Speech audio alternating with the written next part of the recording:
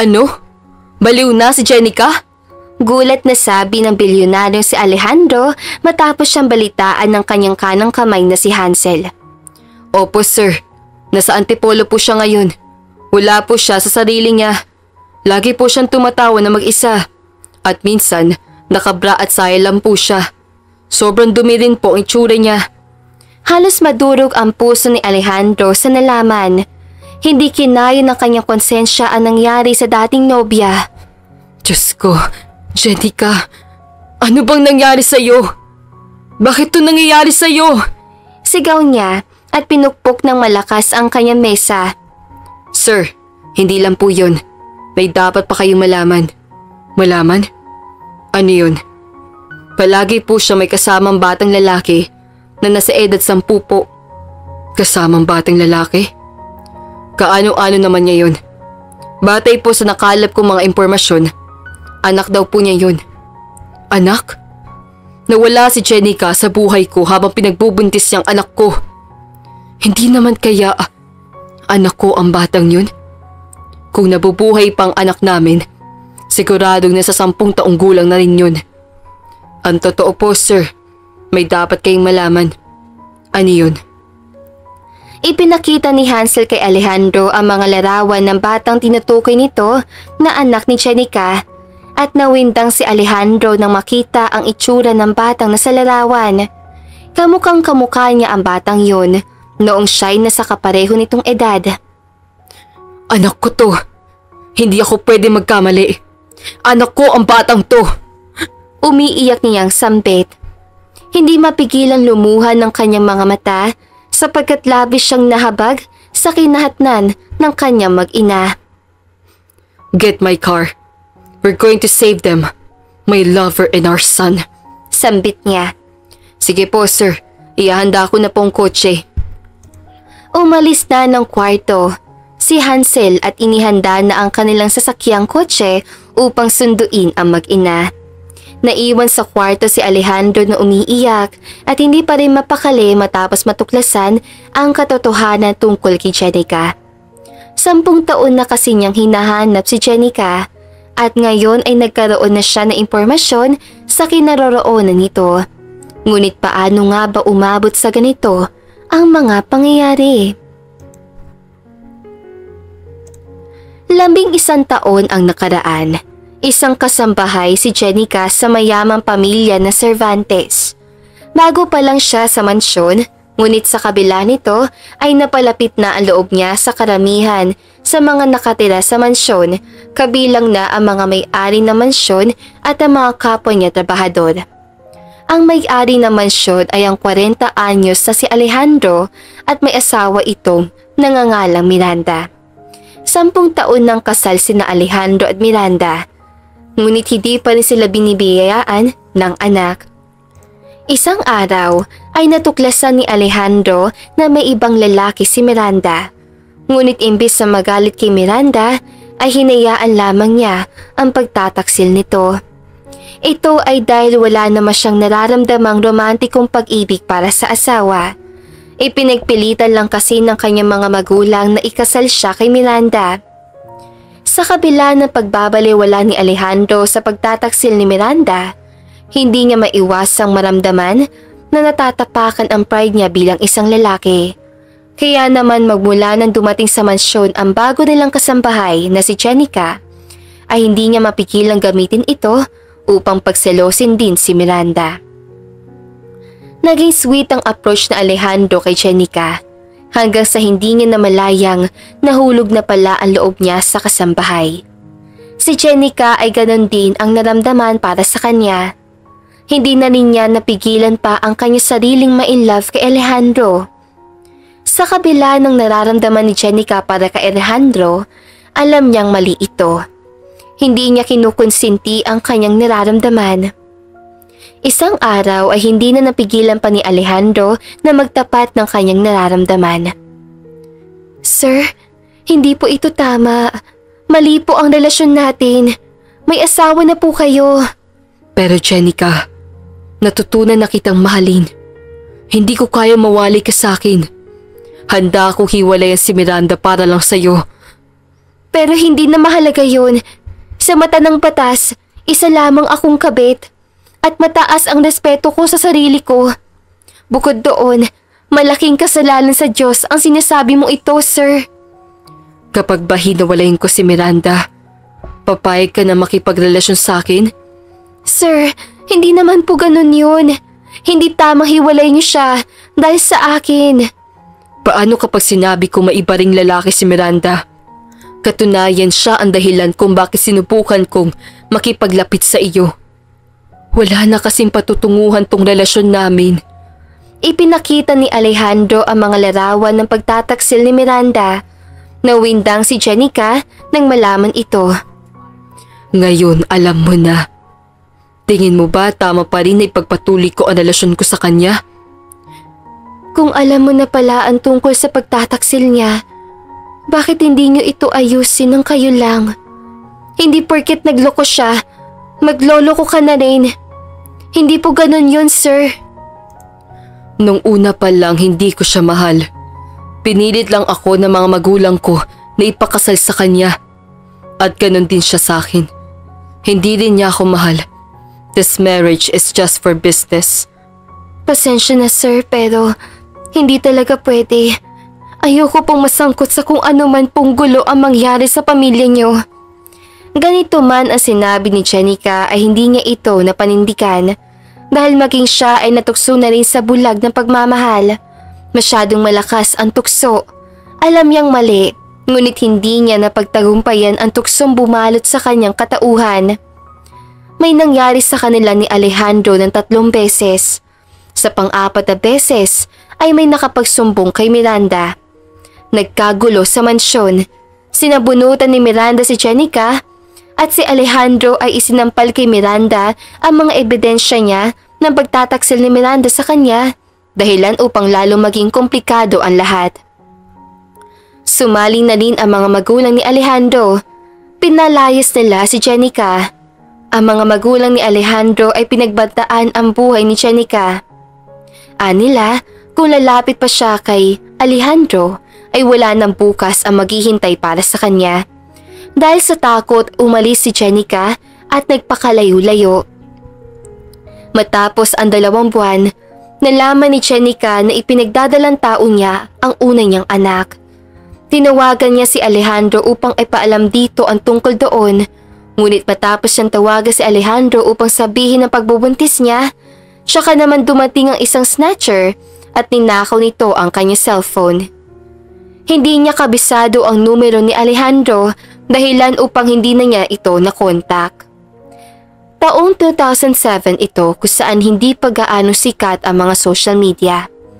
Wala na siyang ibang paraan upang magkaroon ng kontak kay Alejandro.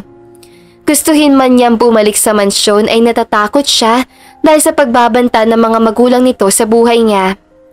Kaya magmula noon, mag-isang itinaguyod ni Jenica ang kanyang anak na si Alexander. Ingles na version lamang ang pangalan ni Alejandro.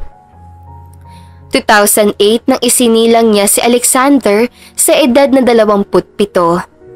Hindi naging madali para sa kanya ang pagdadalang tao niya, lalo pa at grabing panguhusga ang naranasan niya mula sa mga tao sa kanyang paligid. Ang kanyang mga magulang ay itinaboy siya nang malaman ng mga ito naging kabit siya ng kanyang amo. Sa kabila ng paghihirap, tiniis ni Jenica ang lahat ng yun para lang maibigay ang lahat ng pangangailangan ni Alexander. Iba't ibang racket ang tinanggap niya para lang mabilhan ng gatas at diaper ang sanggol na si Alexander.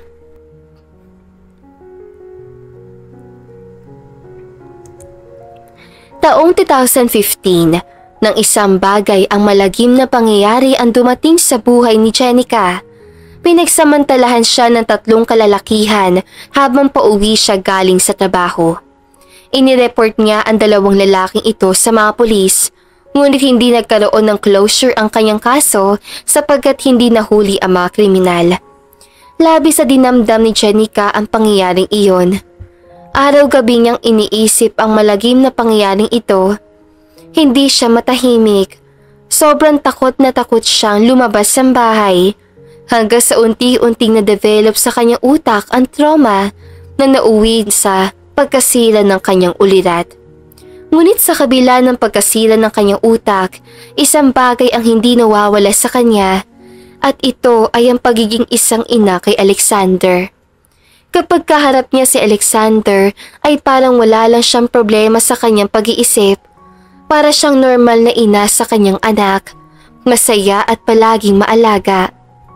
7 taong gulang na si Alexander at kahit parang normal ang kanyang ina, kapag siya ay kaharap, ay siya na ngayon ang nag-aalaga sa kanyang ina. Maayos lang kasing mag-isip si Jenica kapag magkasama sila, ngunit sa tuwing umaalis si Alexander sa kanilang bahay ay parang nasisira ng muli ang bait ng kanyang mama Jenica. Mayroon silang munting kubo sa tabi ng kanal. Palaging nagkukulong ang kanyang ina roon at gumagawa ng mga gawaing bahay. Ang kaso, may mga pagkakataon na talagang umaatake ang mental illness si Jenica. Dahilan para lumabas ito ng bahay at magpagala-gala. Minsan ikinausap ang sarili at tumatawa na mag-isa. Dahil sa sitwasyon ni Jenica ay maagang namulat si Alexander sa isang responsibilidad. Kailangan pagsabayin ng batang musmos ang kanyang pag-aaral at ang pagsa-sideline ng kahit na ano. Isang araw, sumabay si Alexander sa kanyang mga kalarong mga lakal. Pagkatapos mga lakal ay agad siyang umuwi para ipakita sa kanyang nanay Jenica ang kanyang kinitang pera. Mama! Mama! Andito na po ako! Kumita po ako ng 100 sa mga nakalakal ko! Masaya niyang sabi habang tumatakbo sa loob ng bahay. Hinanap niya sa buong bahay ang ina, ngunit wala ito roon. Napatid niyang lumabas na naman ito, kaya naman dali-dali niyang hinanap ang ina. Nakasalubong ni Alexander ang kanilang kapitbahay na si Maxine, 40 anyos na. Aling Maxine, nakita niyo po ba si Mama? Tanong ni Alexander. Ay, oo, nakita ko siya kanina. Dumaan siya dito. Tinawag ko siya kanina at sinabing umuwi na. Ang kaso, tinawanan lang ako. Kaya hinayaan ko na. Kanina pa po ba yun, Aling Maxine? Mga mag-iisang oras na rin. Salamat po, Aling Maxine. Tumakbo si Alexander upang hanapin ang ina hanggang sa nakita niya ang ina na naglalakad-lakad sa kalsada at binabato ng mga bata gamit ang maliit na bato. Baliw! Baliw! Pagtawag ng mga bata sa kawawang ina. Tumigil kayo! Huwag niyong batuin si Mama! Sabi ni Alexander at niyakap ang ina. Oh anak, tumating ka na, sabi ni Jenica nang nakangiti para itong normal sa tuwing kausap ang anak. Opo Mama, lumabas na naman po kayo. Diba sabi ko po wag po kayong lalabas ng bahay kasi nakakatakot po ang mga tao ngayon. Masasama po ang ugali ng mga tao ngayon. Hoy! Huwag niyo sasaktan ng anak ko! Umalis kayo! Sigaw ni Jenica sa mga bata at pumulot ng isang bato at binato ang mga bata. Mabuti na lang at nakatakbo kaagad ang mga ito. Ngunit nang nasa malayo na mga ito ay muli silang nagpakawala ng mga masasakit na salita laban kay Jenica. Mama, huwag niyo na po silang pansinin. Palagi naman po silang ganyan. Di ba po? Tama ka anak, sabi ni Jenica. Umuwi na nga sila. Nang dumilim na, kandila lamang ang nagbibigay ng liwanag sa kanilang munting kubo. Kumakain sila ng kanilang hapunan. Tirang kanin mula sa sinaing nila kaninang umaga ang kinakain nila ngayon. Ang kanilang ulam ay isang lata na sardinas na binili ni Alexander gamit ang perang kinita niya mula sa pangangalakal. Mama, kapag po nakaipon ako, dadaling ko po kayo sa ospital para po matignan po kayo ng doktor at gumaling na po kayo at maging normal. Ngiti lamang ang tugon sa kanya ng ina. Isang mapagmahal na ngiti para sa kanya. Kinabukasan, nilapitan ni Alexander ang isang lalaking papasok sana sa isang kotseng nakapark sa parking lot ng ospital.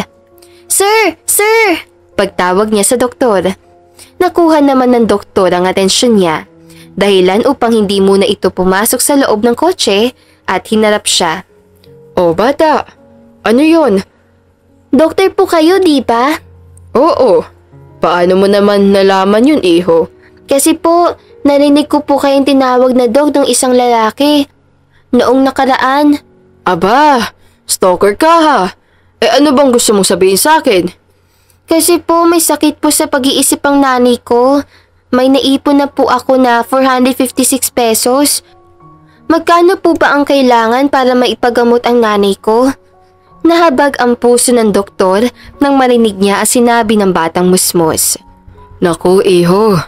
Pasensya na pero hindi ako psychiatrist. Doktor ako at hindi ko expertise ang mga ganyang bagay. Kung gusto mo, pumunta ka sa barangay at humingi ng tulong sa kanila. Siguradong tutulungan ka nilang maipagamot ang nanay mo. Nalungkot si Alexander sa sinabi ng doktor. Ganon po ba? Salamat po kung ganon. Natapos ang munting pag-uusap na yon ay pumasok na ang doktor sa kanyang kotse.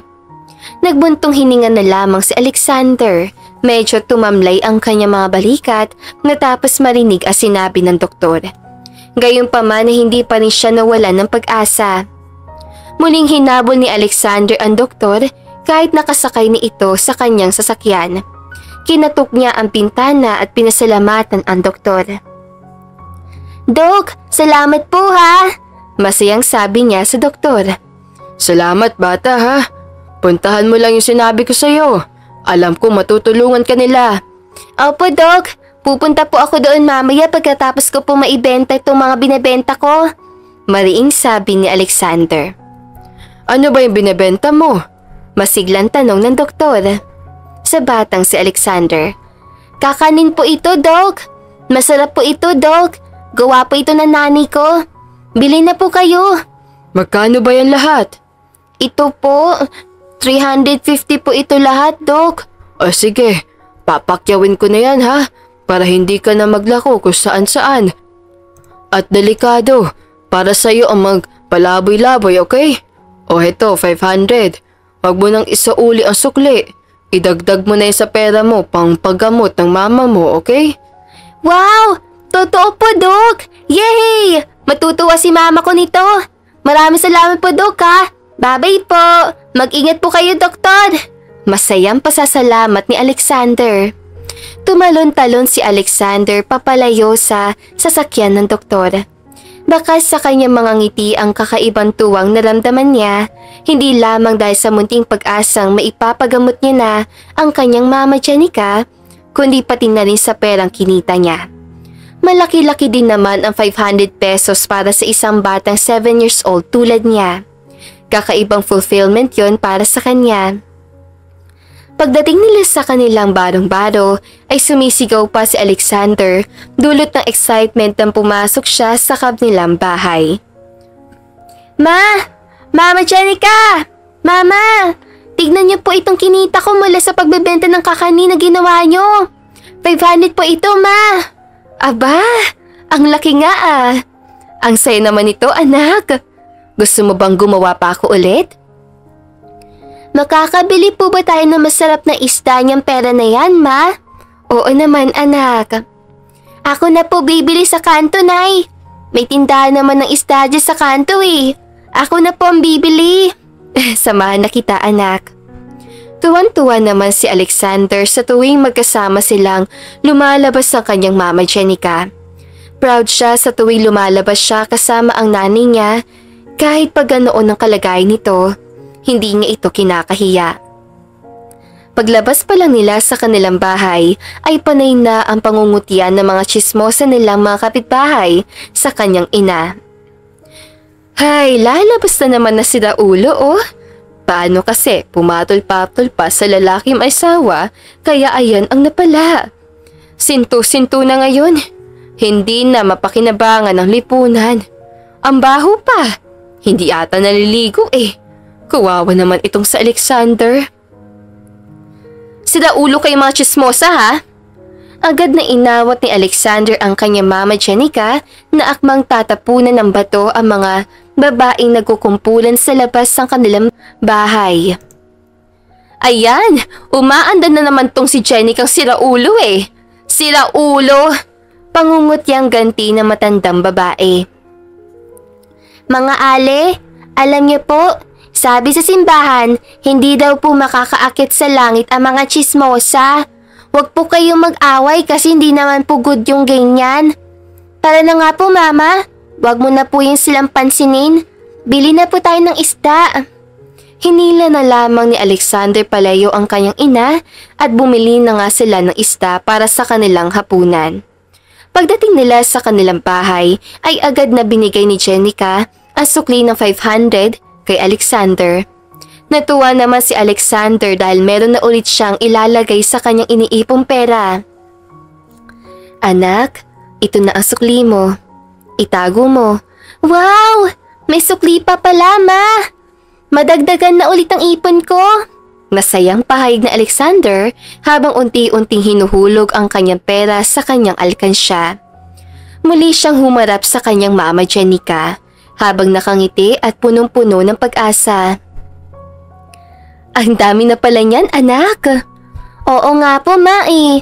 Dadami pa yan, ma, kasi magbebenta po ako ulit. O di naman kaya eh, mangangalakal po ako ulit para mas dumami pa po ito. Ang galing mo naman mag-ipon, anak. Ano naman ang bibilhin mo, anak, kapag napuno na yan? Bibili ka ba ng candy, anak? O di kaya, yung magandang laruan? Para po ito sa inyo, mama. Kasi po mahal na mahal po kita. Kapag napuno na po ito, ma, ipapagamot kita. Ipambibili natin to ng gamot mo, ma. Hindi ako bibili ng candy at chocolate o laruan para madali ko mapuno ito. Biglang natahimik si Jessica.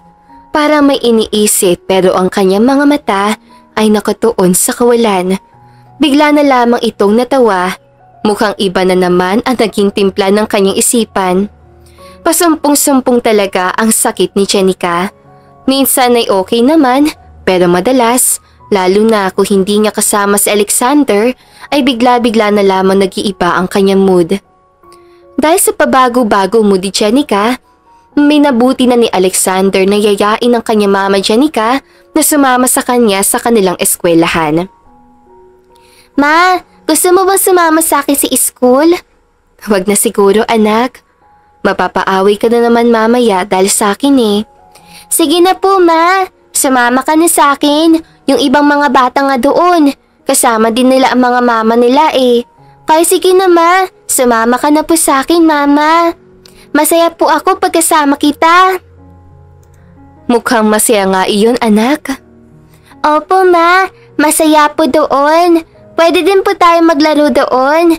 May playground doon. Pwede tayong dalawa doon sa duyan. Kahit anong laro po doon. Oo nga no, anak. Sige, magbibihis si mama. Maliligo muna ako para mabango ako. Yehey! Sige po, mama. Excited na ako. Bilisan mo po, ha? Agad na kumaripa si Jenica. Naligo ng mabilis at nagbihis para samahan ng kanyang anak sa eskwelahan. Maagang dumating sa eskwelahan na mag-ina.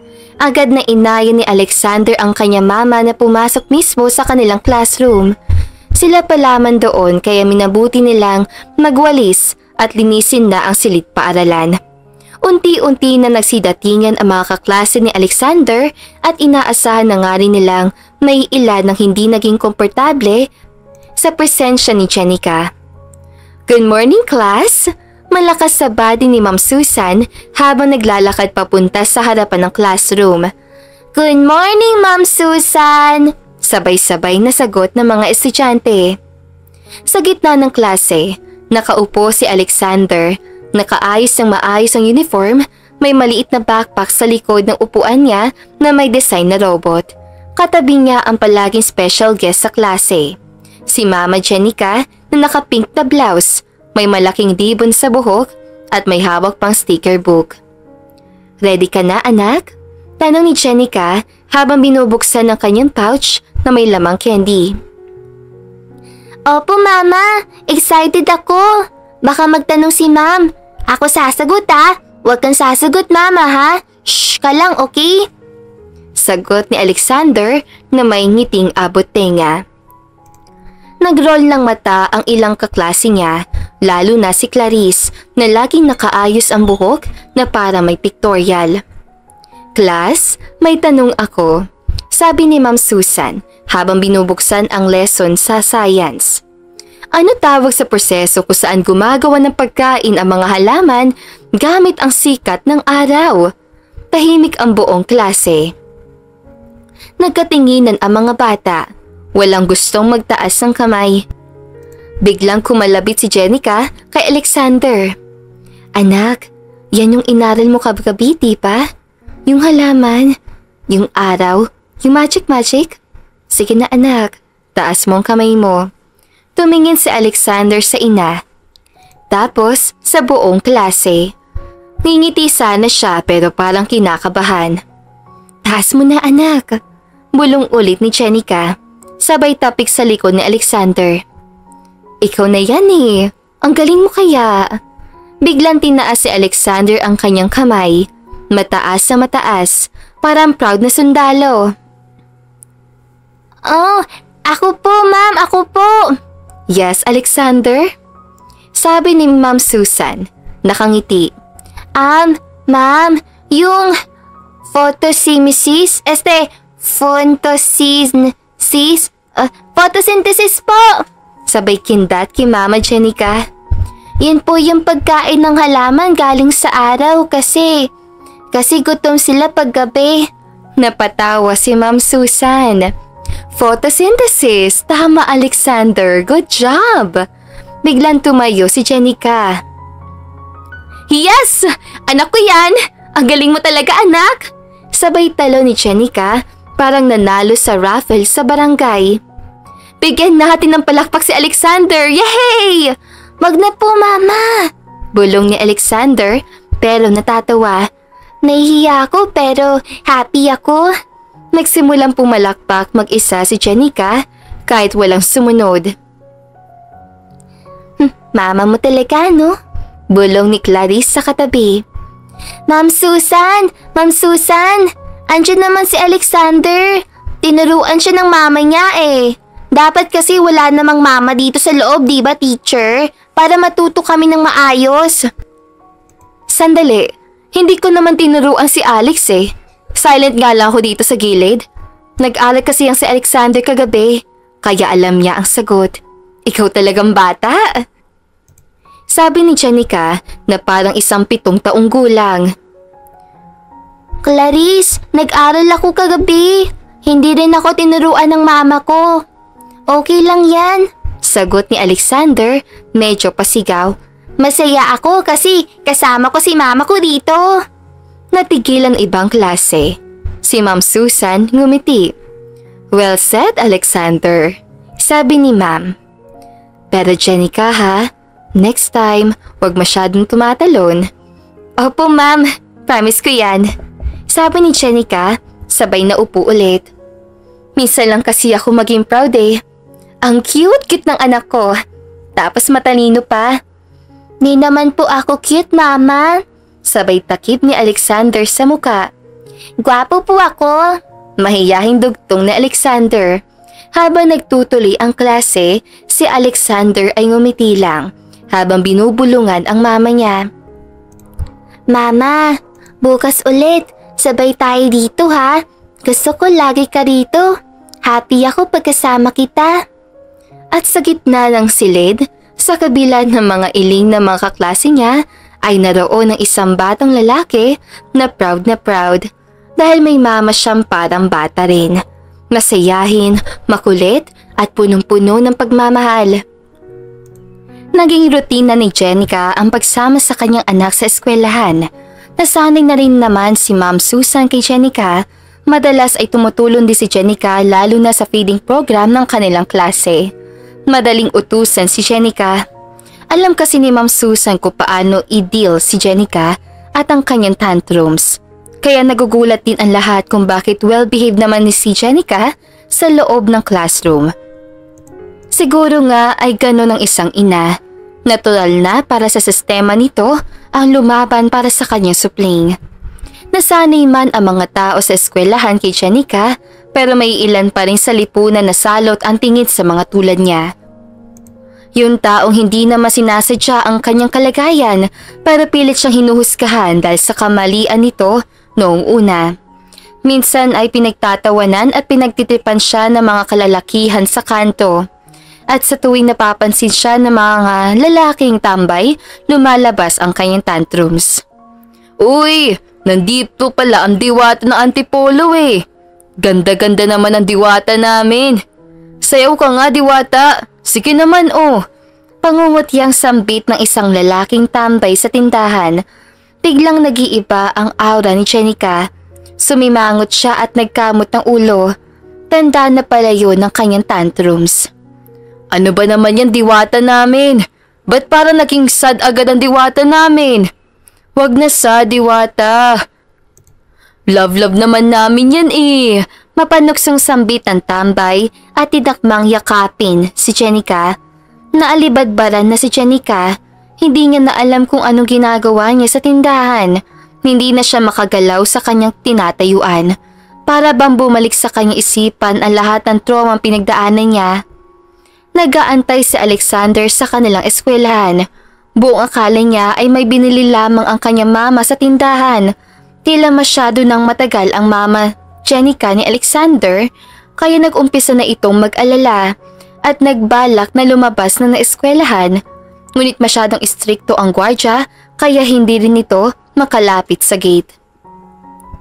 Nang makita ni Ma'am Susan si Alexander, inalok niya na lamang ito na ihatid siya sa kanilang bahay. Mag-aalas 4 na ng hapon at medyo madilim na rin ang ulap. Tila ba uulan? Magaan lang ang pakiramdam ni Ma'am Susan tuwing kausap si Alexander. May kung anong hila sa kanya ang bata. Madaling mapalapit, masarap kausap at higit sa lahat, may kakaibang pangunawa. Gusto mo bang ihatid kita, Alexander? Mukhang malakas ang ulan mamaya. Dapat nakauwi ka na. Baka abutin ka pa ng ulan sa daan eh. Sige po, ma'am. Pero baka po nasa tindahan si mama. Nagpaalam po kasi si mama na may bibilhin lang po siya sa tindahan kanina. Pero hindi na po kasi nakabalik eh. Nag-aalala na po ako, Ma'am Susan. Baka inaway na naman po ang mama Jenica ko. Pwede po bang doon po tayo dumaan? Pakiusap ng batang si Alexander. Habang naglalakad sila sa gilid ng kalsada, narinig nila ang halakhakan ng ilang tambay. Palakas ito ng palakas habang papalapit sila sa maliit na tindahan sa kanto. Ay, ano ba yan diwata namin? Ba't parang iiyak naman yung diwata namin eh? Sayaw lang naman ang gusto namin. 'Di ba, friends naman tayo? Sabay hampas ang bote sa mesa. Baka magpakita na naman yan na magic tricks. Bilang na ng 3. 1, 2, tat. Hindi na natapos ang lalaking tambay ang kanyang pagbibilang na makita nila ang anak ni Jenica na may kasamang teacher. At doon nga nila nakita si Jenica. Namumula ang muka, magulo ang buhok at pawis sa pawis. Halata ang panginginig ng kanyang katawan habang paulit-ulit na sinasabi, "Ayoko ng ganito! Ayoko ng ganito! Huwag niyo ko titigan! Huwag kayo!" Kinuyam ni Ma'am Susan ang kanyang bag. Diyos ko, Jenica! Napakapit si Alexander sa kanyang guro pero ilang hakbang lang ang binitiwan niya ito at biglang tumakbo. "Mama!" sigaw ni Alexander. Nang marinig ni Jenica ang boses ng kanyang anak, tila may kapangyarihan itong tumama sa kanya. Parang bumagal ang lahat, parang natigil ang alingas-ngas ng mundo. Pagharap ni Jenica, nandoon ang munting batang lalaki na may bit-bit na bag habang hawak-hawak ang kamay ni Ma'am Susan. "Anak ko, Alexander!" Humihikting pagbati ni Jenica. Nagmadaling yumakap si Alexander sa kanyang mama Jenica. Batid niya ang takot sa mga mata at boses ng kanyang mama. "Mama, andito na po ako. Huwag po kayong umiyak." Agad na lumuhod si Jenica at iyakap si Alexander ng mahigpit. Para siyang batang babae na ngayon lang nakahanap ng ligtas sa lugar. Ang kanyang mga tantrums, ang tila pagsabog ng damdaming pinipigilan ay tila nalunod sa isang yakap ng anak niyang musmos. Akala ko hindi ka na darating.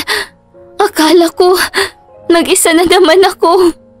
Agad na hinaplos si Alexander ang likod ng kanyang mama. Hindi po kita iiwan, Mama. Promise ko po yun. Gusto ko po lagi tayong magkasama. Sorry po, Mama, kung matagal ako, ha? Si Manong guard po kasi ayaw ako palabasin kanina. Tumulo ang luha ni Ma'am Susan sa gilid ng kanyang mata habang pinagmamasan ang tagpong yun. Wala ni isa sa mga tambay ang kumibo. Parang lahat sila ay nahimasmasan sa nakita. Isang inang may sakit sa pag-iisip na mas piniling lumaban para sa anak niya. At isang anak na bata pa lang pero marunong nang magpakalma, magmahal at umintindi sa kanyang mama.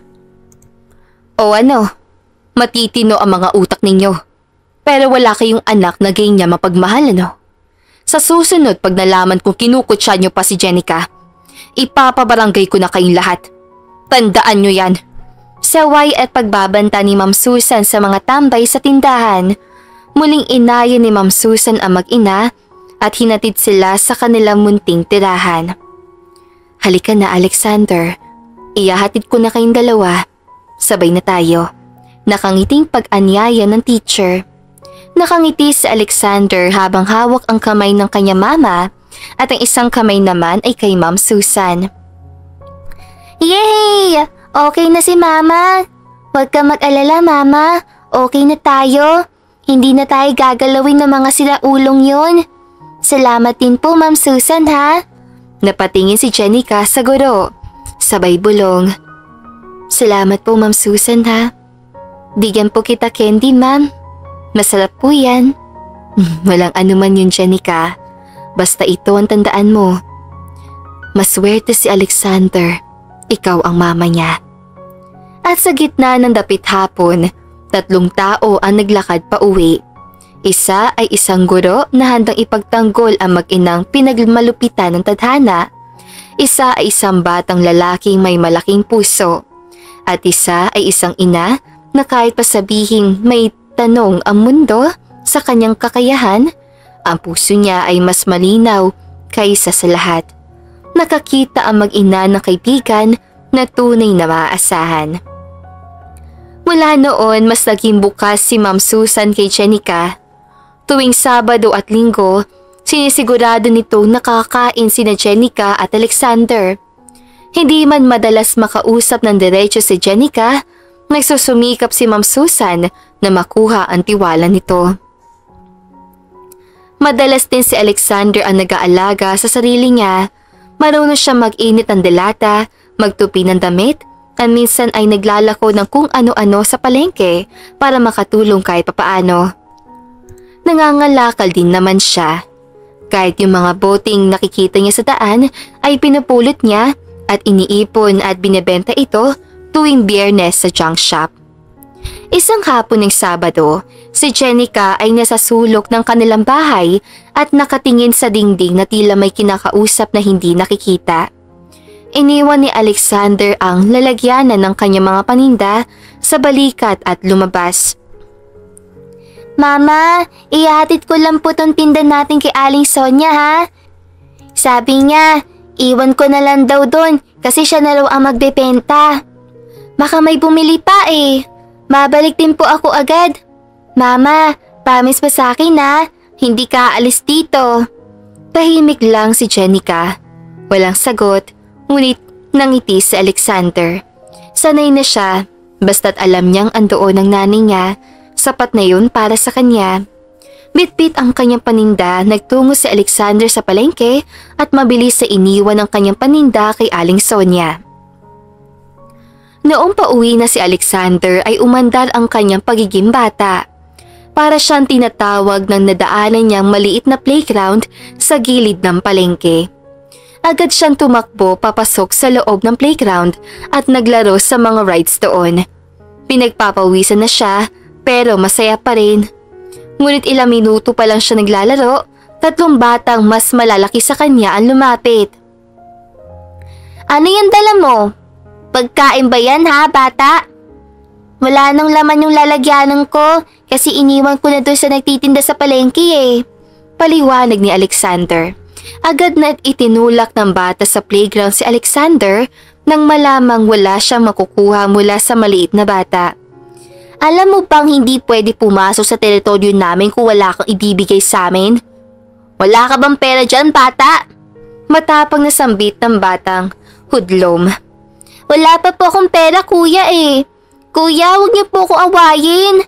Maglalaro lang naman po ako dito. Di naman po ako magtatagal eh.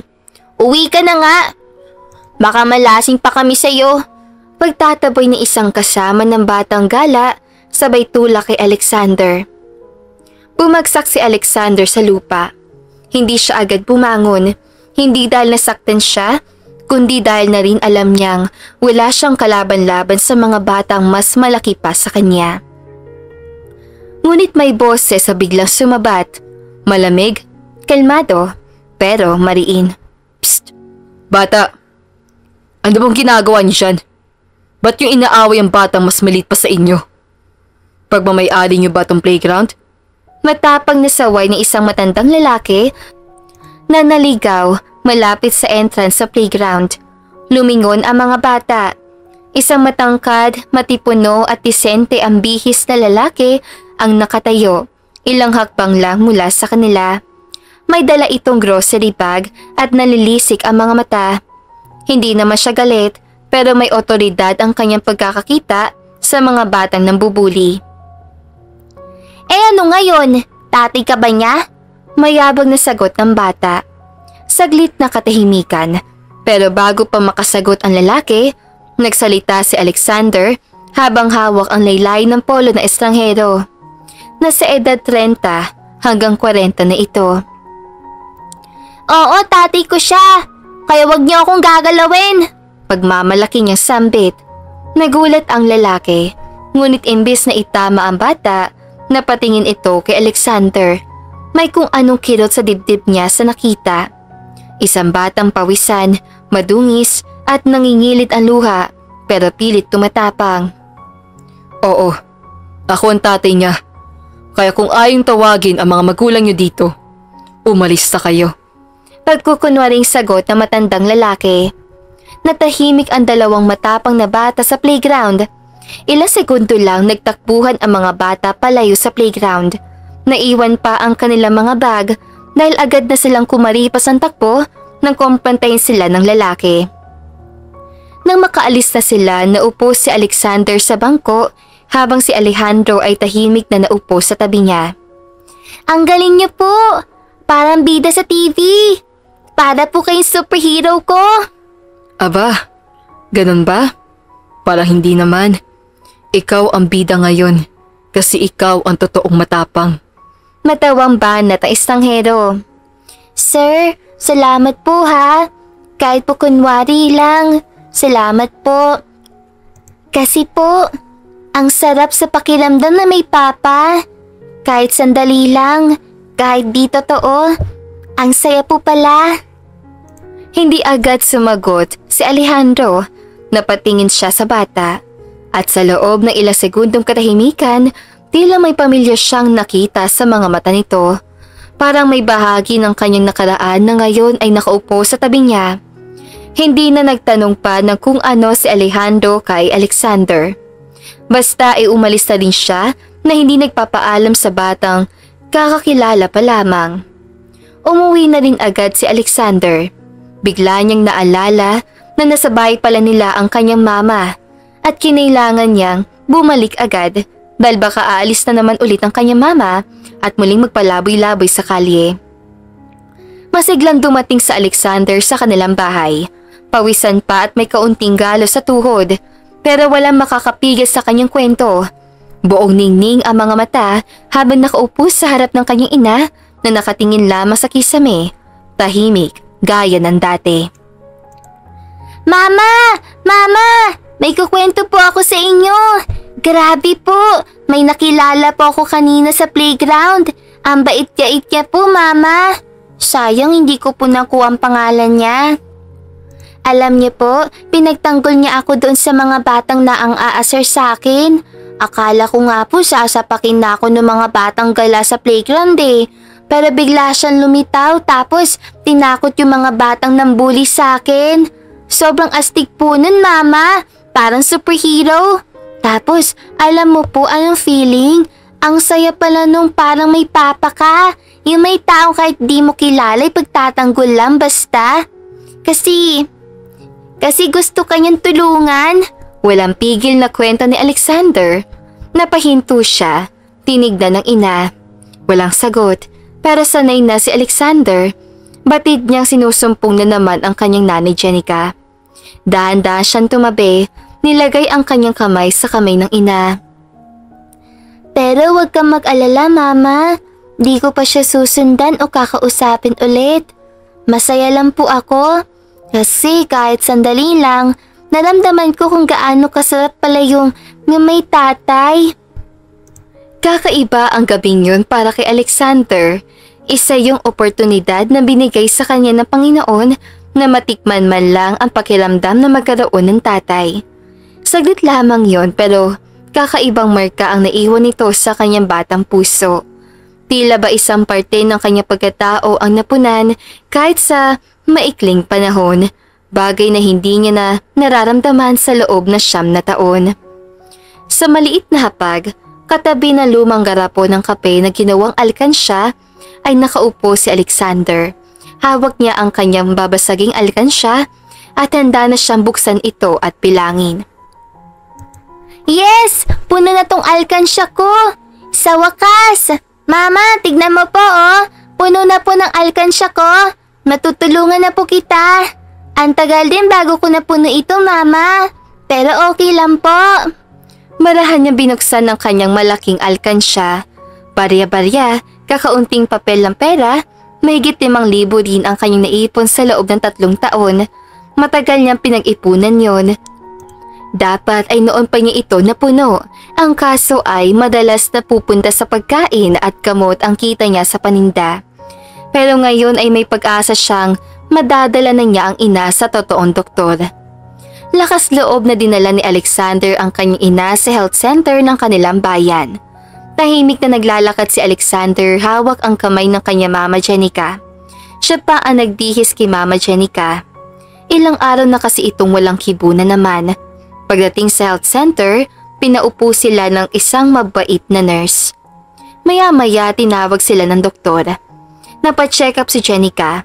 Sinuri siya, kinausap pero gaya ng dati, wala pa ring sagot.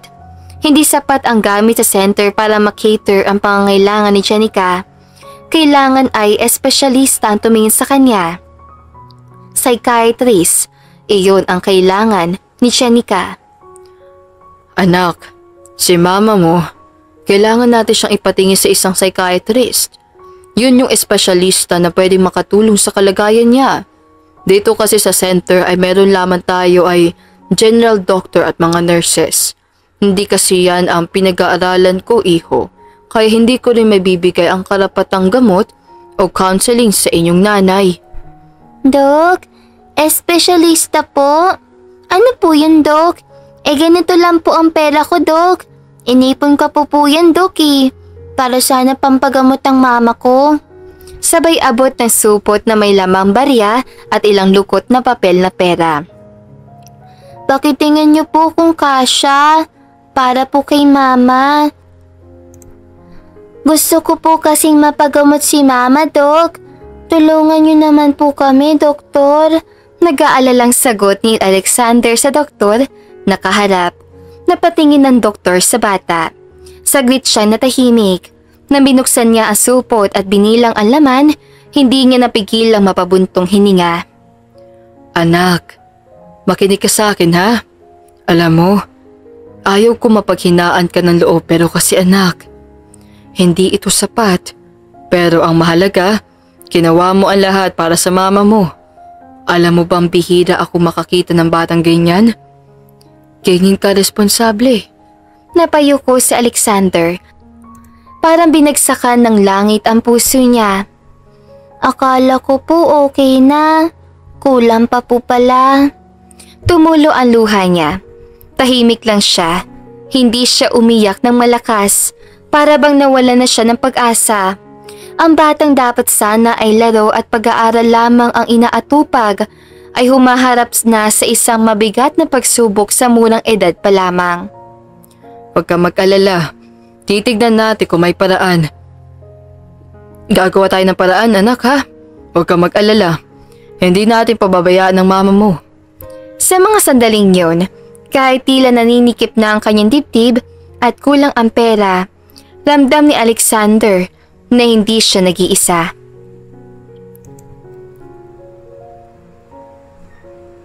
Tatlong taon na ang lumipas. Dumating na ang pinakahihintay na araw ni Alexander, ang kanyang 10th birthday. Bawat taon, pinakahihintay niya ang celebration ng kanyang kaarawan. Hindi man nakaranas sa magarbong handaan, ay palagi may mga pakulo ang kanyang ina para gawing espesyal ang kanyang kaarawan. Maaga pa lang ay gising na si Alexander. Tahimik ang paligid. Walang ingay ng kutsarang humahalo sa kaserola. Walang amoy ng luya o tinumis sa bawang. Wala ang lugaw na taon-taon kahit pakapos sila ay palaging inihahanda ng ina tuwing kaarawan niya. Ngayon 10 taong gulang na siya. Dapat masaya, dapat espesyal, kahit walang handa. Dumapa siya sa banig, ipinikit ang mga mata at marahang bumulong sa langit. Panginoon, birthday ko po ngayon. Pwede ko po bang bigyan niyo ako ng superpowers? Yung pong powers sa pwede kong pagalingin si mama sa isang haplos ko lang sa ulo niya. Yun po sana po ang hiling ko. Ay, sana po gumaling na si mama. Pagod na po ako. Lagi po ako naghihintay ng himala. Inosenteng dasal ni Alexander. Napaluha siya pero pinunasan agad. Ayaw niyang masayang ang panalangin sa luha. Nanalig pa rin si Alexander kahit parang imposible na sa kanyang paningin ang paggaling ng kanyang ina. Tumayo siya, huminga ng malalim, lumabas ng kwarto. Pilit na inilalabanan ang kaunting pag-asa sa kanyang dibdib. Birthday ko ngayon. Dapat masaya ako. Excited na ako sa lugaw ni mama. Ngunit paglabas niya na silid, tumambad ang katotohanan. Walang lugaw, walang kahit anong pagkain, walang nakahanda sa lamesa. Ang ina ay nakaupo sa gilid ng pinto at nakatingin sa kawalan. Nakalilis ang damit, magulo ang buhok at tila hindi natulog ng ilang araw. Nilapitan niya ito ng dahan-dahan. Mama, birthday ko po ngayon.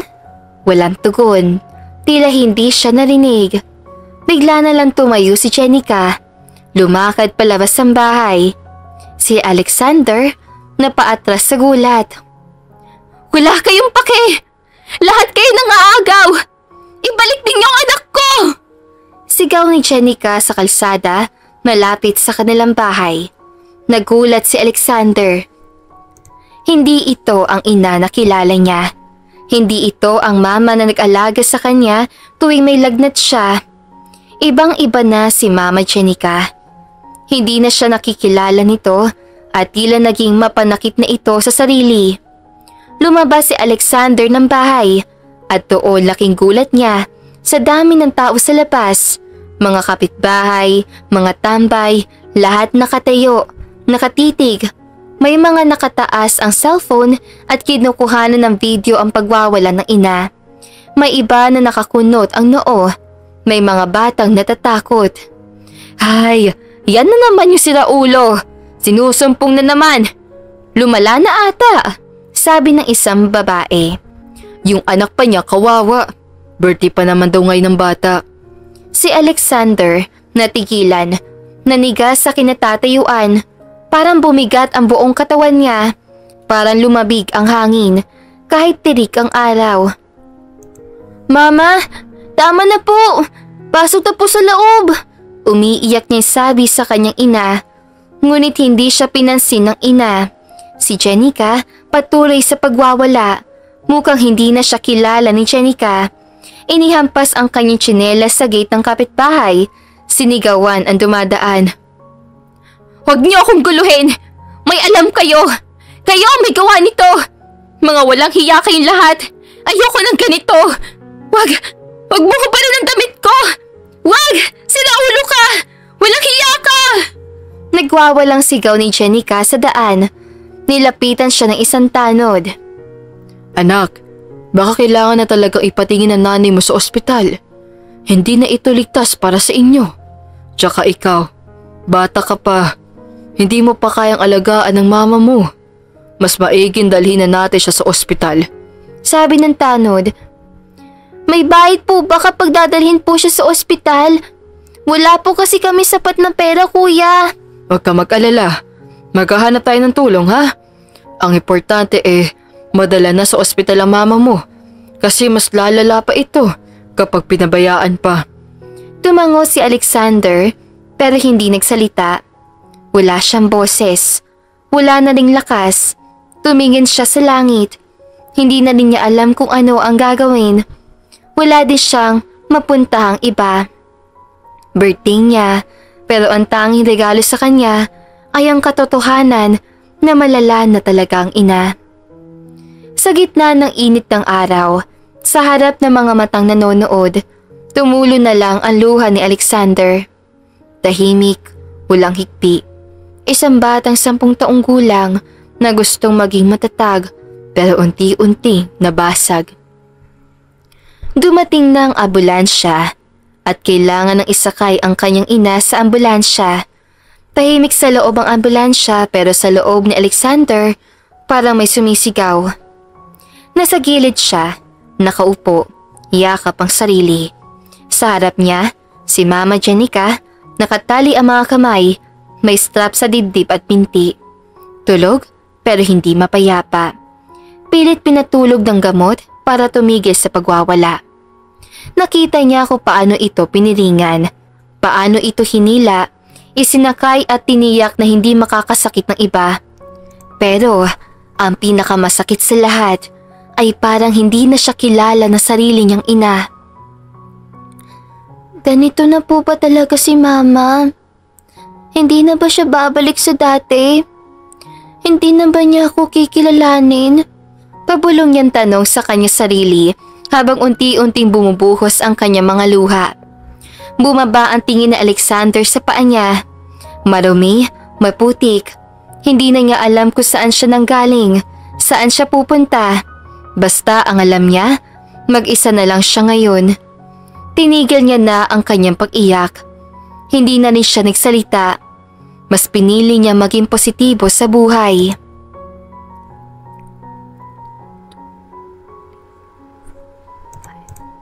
Samantala, sa mansyon ng mga Cervantes, nagkakagulo ang mga tauhan sa bahay ni Alejandro na biglang sumugod si Hansel sa loob.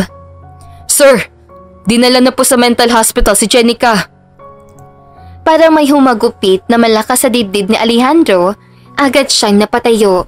Nabitawan ang hawak na baso at walang pasabing humawak sa braso ni Hansel. Saan? Anong ospital? Dinala na siya? Kailan? Nabiglang tanong ni Alejandro. Ngayon lang po, sir. Sinamahan daw ng tanod. May ambulansya. Nandoon din ang anak niyo. Hindi na nakapagsalita pa si Alejandro. Agad silang sumakay ng sasakyan. Mabilis ang takbo. Tahimik si Alejandro pero halatang nanginginig ang kamay. Bakit ngayon pa lumala si Jenica? Kumapit ka, Jenica, mahal ko.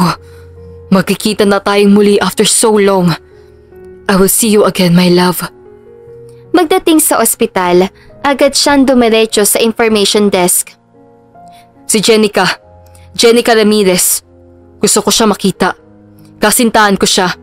Ngunit hinarang siya ng nurse. Sir, pasensya na po. Hindi pa kami nagpapapasok ng kahit sinong bisita. Nasa observation room pa si Ma'am Jenica. Kailangan pa namin tiyakin na ligtas siya bago siya kausapin ng kahit sino.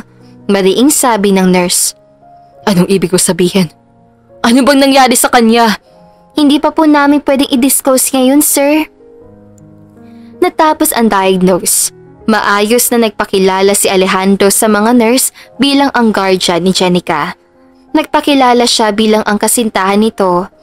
Matapos na magbigay siya ng mga dokumento sa nurse station, ay ipinaliwanag sa kanya ng doktor ang diagnosis.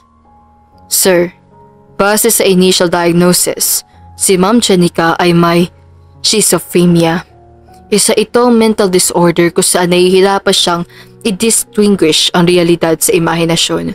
Madalas pong may hallucinations, delusions, at unpredictable behaviors, gaya po na nangyari kanina.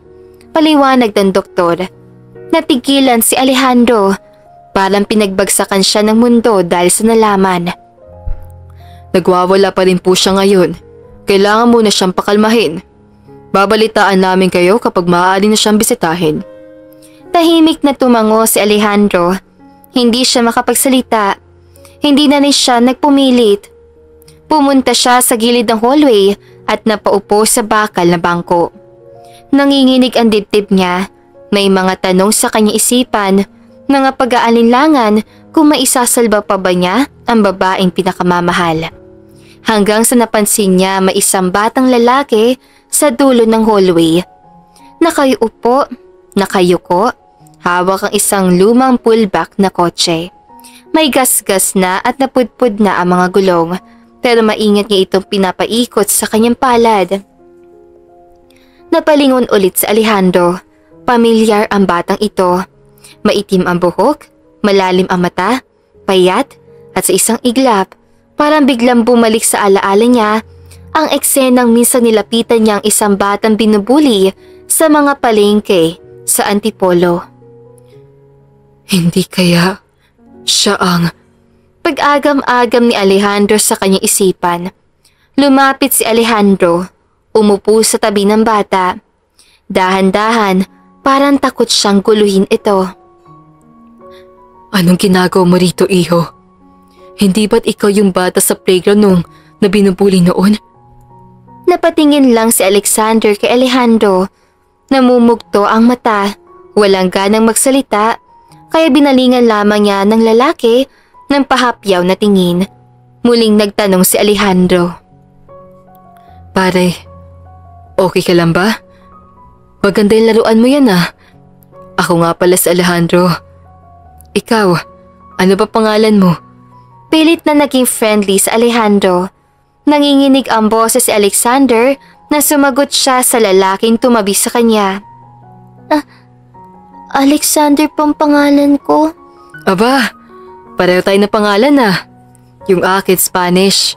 Yung sayo naman katumbas ng English name ko. Sagot ni Alejandro na sinusubukang makapag-build ng connection sa bata. Hindi na sumagot pa si Alexander. Wala siya sa mood para makipagkwentuhan sa kanino man.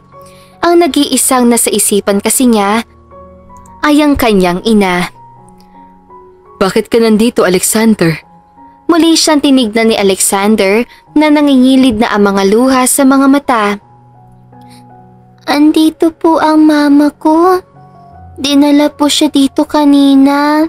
Kasi may sakit daw po siya sa isip. Pinisil ni Alejandro ang kilid na upuan. Natunaw ang puso niya sa narinig. Kinukutuban na siya na maaaring siya nga ang anak ni Jenica. Anong pangalan ng mama mo? Kinakabahan tanong ni Alejandro. Jenica po. Halos mawala ng hininga si Alejandro. Dahan-dahan siyang lumuhod sa harap ng bata. Tinitikan ito. Nilapit ang muka. Tila hindi siya makapaniwala sa nakikita. Kamukha niya ang batang ito. Ganoong-ganong muka. Parang hawak niya ang sariling larawan niya noong 10 taong gulang pa lang siya. Alexander. Tahimik, walang sagutan, hanggang sa bigla na lang si Alexander. Walang abiso ay niyakap siya ni Alejandro. Mariing yakap, hindi na niya mapigilan ang luha. Anak ko. Umiiyak si Alejandro at nagulat naman si Alexander. Kayo po ang tatay ko, sir. Humigpit pa ang yakap ni Alejandro. Nanginginig ang boses. Oo, ako ang iyong tunay na ama. Saan po kayo? Bakit ngayon lang po kayo? Lalong napaiyak si Alexander. Napakagat-labi si Alejandro. Hindi siya agad nakasagot, pero bago pa siya muling makapagsalita, biglang tumayo si Alexander. Napakuyom ang maliliit niyang kamao. Lahat kayo sinasabi lang na mahal niyo si Mama, pero wala naman kayong ginawa nung kailangan niya kayo. Wala kayong ginawa nung araw-araw siyang umiiyak. Nagulat si Alejandro. Hindi niya akalaing ganito kabigat ang nasa kaloob-looban ng bata. Alam niyo po ba, ako lang po palagi kasama ni Mama. Ako lang po ang gumising sa kanya. Ako lang po tumatakbo sa palengke para bumili na suka. Ako lang po umaawat sa kanya kapag umiiyak siya. Tapos sinasabi niyang may humahabol sa kanya kahit wala naman.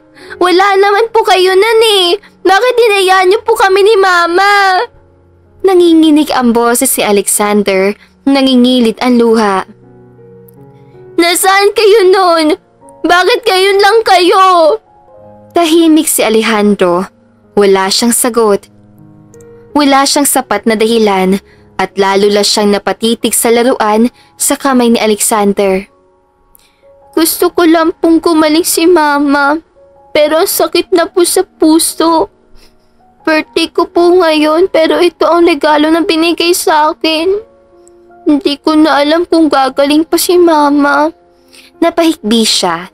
Hindi na niya napigilan ang muling pagpatak ng mga luha. Dahan-dahan lumapit muli si Alejandro. Lumuhod sa harap ng bata. Alexander, anak, patawad. Hindi ko alam. Hindi ko alam lahat ng yun. Kung alam ko lang, matagal na sana akong dumating. Hinanap ko kayo, anak, pero hindi ko alam kung saan kayo hahanapin. Anak, patawad. Lagi niya po akong pinagtatanggol kahit galit na galit yung mga kapitbahay sa amin. Sinasabihan po siyang baliw pero lagi niya pong sinasabi na hindi niya ako iiwan. Kaya po hindi ko siya iiwan kahit anong mangyari. At hindi na rin kita iiwan, anak. Simula ngayon, hindi na kita iiwan, anak. Pati si Mama mo. Bubuuin na natin ang pamilya natin, anak. Sa wakas, sa gitna ng malamig na pasilyo ng ospital, nagtagpo ang dalawang pusong matagal nang naghahanap sa isa't isa. Isang amang huling ang pagdating at isang anak na matagal nang nagsusumigaw ng tulong. Hindi man madaling intindihin pero ramdam ni Alexander na hindi na siya nag-iisa sa laban ngayon. Na kahit gaano man kahirap ang kanyang pinagdaanan, ay may katapusan pa rin ito. Pumasok si Alejandro sa silid. Sa kabila ng higpit na seguridad ng ospital, pinayagan na rin siya sa wakas na makita si Jenica matapos ang 2 araw na obserbasyon at pagpapakalma. Tahimik ang paligid. Nasa isang isolated room si Jenica.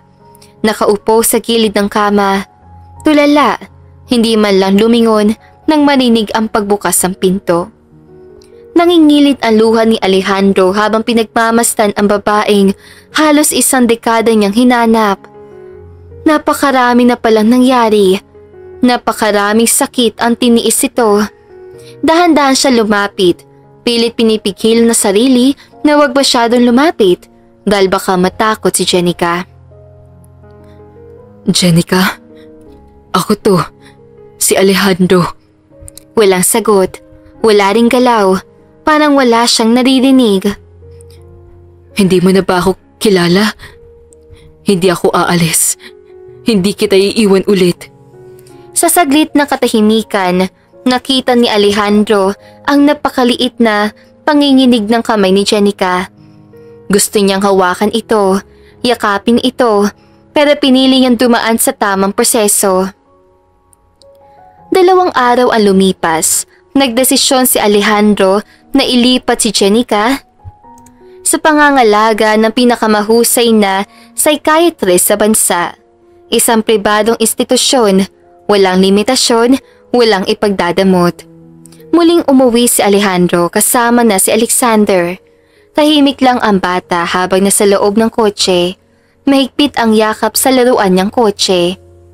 Pagbaba nila, Napatigil si Alexander at napatingala. Laki naman po ng bahay na to. Sa inyo po talaga to? Ngumiti si Alejandro at tumango. Tatay ko po pala talaga kayo, sir. Napangiti si Alejandro. Oo anak, ako ang papa mo.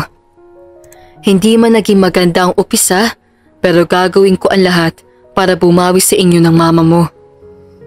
Dito na po kami titira ni mama kapag gumaling na siya. Oo, dito na kayo titira. May kwarto ka na, may mga libro, mga laruan, lahat ng kailangan mo. Pero higit sa lahat, may pamilya ka na. Gusto mo ba yun? Napangiti si Alexander. May halo pa ring pagdududa, pero higit doon ay isang damdaming matagal nang nawala. Muling sumibol ang pag-asa sa kanyang puso. Isang linggo ang lumipas, nakaset na ang regular counseling at psychiatric treatment ni Jenica. Sa pribadong opisina ng doktor kaharap ni Alejandro ang psychiatrist habang nasa tabi niya si Alexander. Tahimik na naglalaro ng laruan habang nakikinig. Mr. Alejandro, si Jenica ay currently under post-traumatic psychosis with underlying schizophrenia. This didn't develop overnight. Years of trauma led to this, sir. Tahimik si Alejandro. Jessica was sexually assaulted according sa nakakalap na informasyon galing sa barangay. That trauma, it tore her apart. It was never addressed, kaya siya unti-unting bumigay. Biglang huminto sa paglalaro si Alexander. Lumingon sa kanila. Tahimik pero ang mga mata puno ng katanungan. Paano po siya gagaling, sir? Ani ni Alexander. Gagaling siya kasi nandito ka. Nandito ako at tutulungan natin siya araw-araw kahit mahirap. Hindi na siya mag-isa. Hindi rin tayo susuko, anak. Matagal bago muling nagsalita si Alexander. Papanagutin niyo po ba yung mga nanakit sa kanya, pa? Tumingin si Alexander sa bata. Matalim, matatag. Oo, pangako ng isang ama. Hahanapin ko sila at sisiguraduhin kong hindi na sila makakapanakit ng iba. Patuloy ang gamutan ni Jenica sa isang private psychiatrist institution. Palaging nakaabang si Alejandro sa mga progress ni Jenica. Mainit ang sikat ng araw na bumalot sa hardin ng institusyon. Tahimik at mahangin. Isa sa mga therapy activity ng mga pasyente ay ang paglalakad-lakad sa loob ng hardin kasama ang mga therapist. Nakaupo si Jenica sa isang puting bangko. Tahimik na pinagmamasdan ang mga ibong nagliliparan. Malinaw pa rin ang ulap sa kanyang isipan, pero dahan-dahan na itong gumagaan. Sa loob ng ilang linggo, ng tuloy-tuloy na gamutan, may mga alaala ng bumabalik. May mga pangalan, mga muka, mga damdaming hindi na ganoong kaestanghero sa kanya. Isang hapon, habang nakaupo siya, napansin niya ang isang pamilyar na batang papalapit. May hawak itong paborito nitong laruan. Isang maliit na pulang kotse, tumingin ito sa kanya at ngumiti. Mama! Biglang kumabog ang dibdib ni Jenica. Ang tinig, ang ngiti, ang mga mata, para siyang binuhusan ng malamig na tubig. Bumalik ang tunog ng tawanan ng bata sa kanyang alaala. Ang maliit na kamay na minsang humawak sa kanya. Napakapit siya sa dibdib. Ikaw, Alexander? Tumango ang bata. Hindi na siya nakaimik pa. Nangingilid ang luha sa mga mata ni Jenica habang unti-unting lumapit sa kanyang anak. Dahan-dahan siyang tumayo. Takot, may konting pagkalito, at saka isang malakas na yakap ang biglang yumakap sa kanya. Mama, na-miss po kita. Ang tagal na natin hindi nagkasama. Tapos biglang hindi mo na ako nakilala. Miss na kita, Mama. Humagulhol si Jenica. Yumuko, niyakap ng buong higpit ang anak na akala niya nawala na minsan ay nabura sa kanyang alaala. Hindi nagtagal, may isa pang pamilyar na boses ang narinig ni Jenica sa likuran. Jenica. Galing ito kay Alejandro. Napalingon siya, tila unti-unting nanumbalik ang alaala ng isang lalaking minsan niyang minahal, minsang ipinagtabuyan, pero minahal din ng buong puso. Nagtagpo ang kanilang mga mata. Sa kanyang pagkabigla, napansin niyang magkahawak kamay sina Alexander at Alejandro. Bakit kayo magkasama? Alejandro? Si Alexander, bakit? Lumapit si Alejandro, maingat at may paggalang sa tila muling nabubuong mundo ni Jenica. Matagal na kitang hinahanap, Jenica. Halos buong buhay ko, hindi ko alam na nagkaanak na pala tayo. Hanggang sa nakita ko siya sa ospital, doon ko lang nalaman. Hindi agad makasagot si Jenica. Hawak pa rin niya ang kamay ng anak, nanginginig. Bumalik ang alaala ang gabi ng kanyang pagtakas mula sa malupit na panguhusga ng tao sa kanya at ang mukha ni Alejandro bago sila maghiwalay. Si Alexander, anak natin? Tumango si Alejandro. Muling lumapit, marahan niyang hinawakan ang balikat ni Jenica. Hindi ko na kayo iiwan. Tayong tatlo. Bubuuin natin ulit ito. Kahit mabagal, kahit mahirap, basta kasama ko kayo. Napatingin si Jenica kay Alexander na ngayon ay nakangiti sa gitna ng muling pagkikita ng kanyang mga magulang. Totoo na po ba to? Kumpleto na po tayo? Ani ni Alexander. Oo, kumpleto na tayo. Pangako. Ani ni Alejandro at niyakap ang mag-iina. Sandali lang. Ani ni Jenica nang may naalalang bumalik sa isipan nito. Bumitaw si Jenica sa yakap, tumayo at marahas, ngunit palihim na hinila si Alejandro palayo sa hardin. Halos matapilok si Alejandro sa biglaang paghila ni Jenica sa kanya. Saan mo ko dadalhin? Nagtataka ng lalaki. Dito ka nga muna. Dito tayo sa gilid. May itatanong ako. Mabilis tanto. Pabulong na sabi ni Jenica. Na makahanap na sulok ng wala ibang tao, humarap si Jenica sa kanya. Seryosong-seryoso ang muka pero nangingintab ang mata. Alejandro, nasaan si Miranda? May pangambang tanong ni Jenica. Ngumiti sa Alejandro.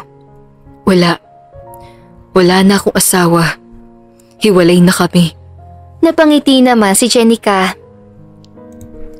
Si Miranda, matagal na kaming tapos. Annulled na ang kasal namin noon pang umalis ka na sa mansyon. Hindi ko na pinatagal pa ang relasyon namin. Wala na kasing pagmamahal. Hindi na rin kami masaya magkasama kaya minabuti na lang namin tapusin ang relasyon namin. Paano ang mga magulang mo? Huwag mo silang problemahin. Matatanda na sila. Hindi ka na nila sasaktan. Hindi na sumagot pa si Jenica. Sapat na sa kanya ang naging sagot ni Alejandro. Ngumiti na lamang siya at naglakad papalayo kay Alejandro. Bumuti na ang recovery ni Jenica hanggang tuluyan ng pinayagang makauwi si Jenica mula sa institusyon. Malaking tulong ang presensya ni Alejandro upang mapabilis ang pag-recover niya. Bitbit ni Alejandro ang simpleng maleta ni Jenica habang tahimik silang magkasamang pumasok sa loob na marangyang mansyon. Pagbukas ang pinto, agad silang sinalubong ni Alexander. Bitbit ang mga nilutong cookies na siya raw mismo ang nag-bake. Mama! Welcome home! Dito na tayo! Sama-sama na tayo dito! Napaluha si Jenica habang niyayakap ang anak. Hindi pa man lubos na malinaw ang lahat sa kanya, ramdam niyang buo na ulit ang kanyang mundo. Napayakap na rin siya kay Alejandro, mahigpit, mapagpasalamat. Hindi na rin nagpatumpik-tumpik si Alejandro. Makalipas ang ilang araw, sa isang simpleng hapunan habang magkasama ang ilang piling kaibigan, si Alexander at ilang taong naging bahagi ng kanilang paggaling, lumuhod si Alejandro sa harap ni Jenica. Jenica, gusto ko nang itama ang lahat ng mali. Will you marry me? Ngumiti si Jenica. Wala nang alinlangan. Alam niyang ito na ang tamang panahong itinakda para sa kanilang dalawa ni Alejandro. Isang simpleng oo ang naging simula ng panibagong yugto ng buhay nila. Nagpakasal sila sa isang tahimik ngunit masayang seremonya. Si Alexander ang nag-abot ng singsing sa kanyang ina habang tuwang-tuwa ring nagsilbing tagahatid ng bulaklak. Hindi man agad na pagbigyan ng magandang love story, worth it naman ang lahat ng sakit. Pagkatapos ng kasal, itinuloy ni Alejandro ang laban sa mga taong gumahasa sa kanyang asawa. Kahit pa matagal na iyon ay sinigurado niyang makakamtan pa rin ng asawa ang hustisyang minsan nang ipinagkait dito.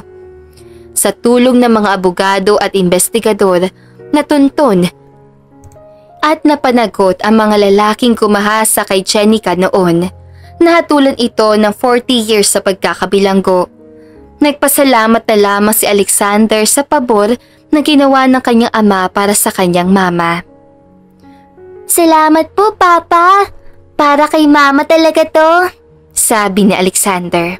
At oo, sa wakas, tahimik na ang gabi. Si Jenica ay may bago simula kasama ang lalaking nagmahal at hindi siya sinukuan. Si Alexander may buong pamilya na at si Alejandro natagpuan ang tunay na kahulugan ng tahanan. Hindi sa laki ng bahay, kundi sa mga taong minahal niya ng buo. Sa kabila na sugat ng kahapon, may buhay na naghihintay. May liwanag na dahan-dahang bumabalot sa dating madilim na alaala. At dito na po nagtatapos ang kwento para sa araw na ito. Sana po ay nagustuhan ninyo ang kwentong ito at kinapulutan ng aral. Muli ay maraming salamat po sa patuloy ninyong suporta sa ating channel.